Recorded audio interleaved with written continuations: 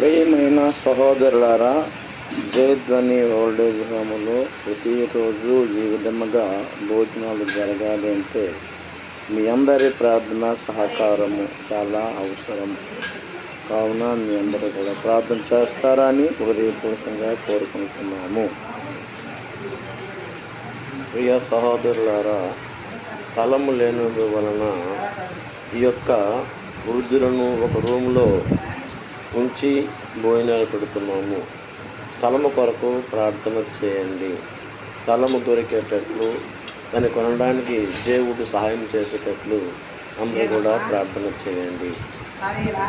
ప్రియమైన సహోదరులారా, జయధ్వని ఓల్డేజ్ హోములో ప్రతిరోజు ఈ విధముగా భోజనాలు జరగాలి అంటే మీ అందరి ప్రార్థన సహకారము చాలా అవసరం.